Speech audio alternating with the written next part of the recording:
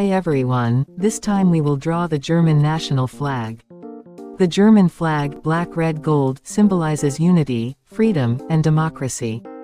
Its colors are often associated with the uniforms of the Lützow Free Corps fighters. 1813, black, strength, steadfastness, red, blood, courage, and gold, light, prosperity.